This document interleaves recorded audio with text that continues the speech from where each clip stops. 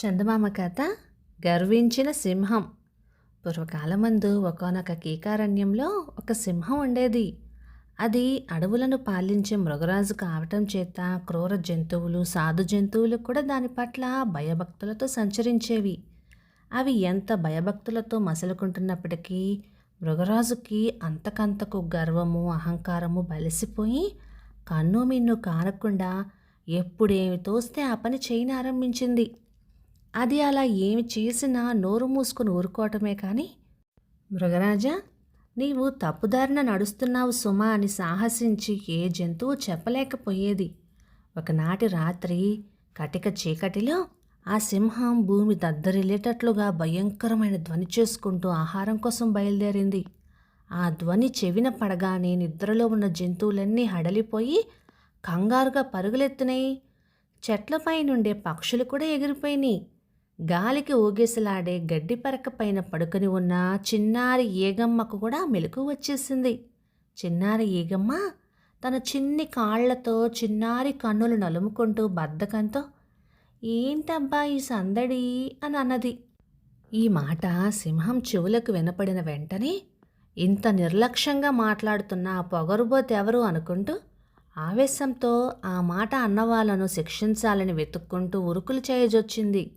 మృగరాజు వెళ్ళి చిన్నారి ఈగమ్మ పడుకొని ఉన్న గడ్డి మొక్క పక్క నుంచి పోయేసరికి అది, ఆగాగు, నీవెవరు? ఇలా పిచ్చెత్తినట్టుగా అరుస్తూ అందరి నిద్ర ఎందుకు పాడు చేస్తున్నా? నిద్ర పాడు చేస్తే ఊరుకుంటాననుకున్నావా? జవాబు చెప్పి మరీ కదులు అంటూ అటకాయించింది.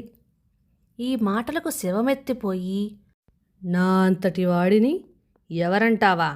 ఎదురు ప్రశ్నలు వేస్తావా? నువ్వెంత, నీ బతుకెంత?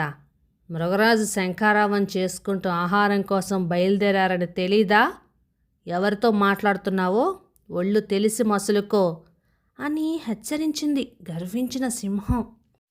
రాజువైతే కోటలో కూర్చోవాలి గాని అర్ధరాత్రి వేళ అందరినీ నిద్రలేపితే ఊరుకుంటారనుకున్నావా? రాజే కాదు, బంటే కాదు, ఎవరి హద్దుల్లో వాళ్ళు ఉంటేనే మర్యాద దక్కుతుంది, లేకపోతే లేదు అన్నది నిర్భయంగా చిన్నారి ఈగమ్మ. ఓసి బడవా, నలుసంత ఉన్నావో లేవో నాకు నీతులు చెప్తావా? రాజంటే ఏమనుకుంటున్నావు? ఇష్టం వచ్చిన పని చెయ్యొచ్చు, ఇష్టం వచ్చినట్టు తిరగచ్చు, ఇష్టం వచ్చిన జంతువునల్లా తినేయచ్చు.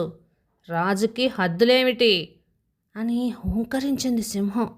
చిన్నారి ఈగమ్మ ఎగతాళిగా నవ్వుతూ, నువ్వు రాజువని నీతో ఎవరు చెప్పారు?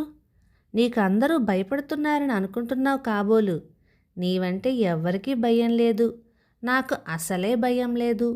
నీవే రాజువైతే నాతో యుద్ధం చేసి నన్ను జయించు చూద్దాం అని సింహానికి సవాల్ చేసింది. రోషం కొద్దీ సింహం దవడలు తెరిచి పెద్దగా నిట్టూర్చింది. ఆ గాలికి గడ్డపరక కదిలిందే కానీ దానిపైన పడుకున్న చిన్నారి ఈగమ్మ చెలించనే లేదు. ఓయి సింహమా, రా, యుద్ధానికి రా, నీ జూలు కాస్త ఎగర కొడతాను, తీరిపోతుంది. రాకపోయావో సింహం నన్ను చూసి భయపడిపోయింది అని అరణ్యంలో జంతువులన్నిటికీ చాటిస్తాను. అప్పుడు అవన్నీ కలిసి నన్నే రాజుగా చేసుకుంటాయి అని బెదిరించింది. ఎధవ ఈగలు, ఇలాంటివి 1000 ఈగల్ని ఒక్కసారిగా మింగేస్తాను అని అనుకుంటూ సింహం పంజా దువ్వి ఈగ మీదకి ఎగరబోయింది. తీరా సింహం గడ్డి పరక పైన పడుకొని ఉన్న చిన్నారి ఈగమ్మను కొట్టబోయేసరికి అది సింహం ముక్కులో దూరి తన విషపు తొండంతో పొడిచి చెడామడా కుట్టనారంభించింది.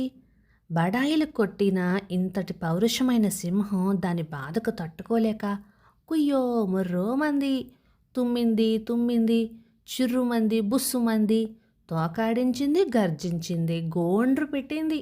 చివరకు ఏడ్చి మొత్తుకొని బుర్ర నేలకేసి కొట్టుకుంది.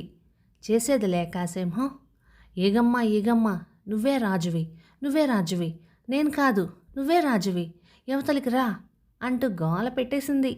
కొంతసేపటికి చిన్నారి ఈగమ్మ నవ్వుకుంటూ యువతలకొచ్చి, ఓయి సింహం, నీకు బుద్ధి చెప్పటానికి అన్నానే కానీ నీ రాజు పదవి ఎవడికి కావాలి పాప అంటూ మళ్ళీ హాయిగా తన గడ్డి పరక మీద పవలించింది. నాటి నుంచి గర్వం అణిగిన ఆ సింహం ఏ జంతువునైనా చంపుతుంది కానీ ఈగ పేరు చెబితే మాత్రం హడలిపోతుంది. కథ సమాప్తం. ఇక ఈ కథ 1950 జులై నెల చందమామలో వచ్చింది. రచన కె.వి.జె. పట్నాయక్ గారు, విశాఖపట్నం నుంచి. ఇలాంటిదే గర్వించిన సింహాన్ని, దాని గర్వాన్ని అణచిన కుందేలు సింహం కథ మనం చాలాసార్లు విన్నాం కదా. అదే తల్లి కుందేలుని సింహం తినేస్తే ఆ చిట్టి కుందేలు పగ తీర్చుకుంటుంది, సింహాన్ని బావిలోకి తోసేసి. ఆ కథ చిన్నప్పుడు ఆ కథ బాగా వినేవాళ్ళం.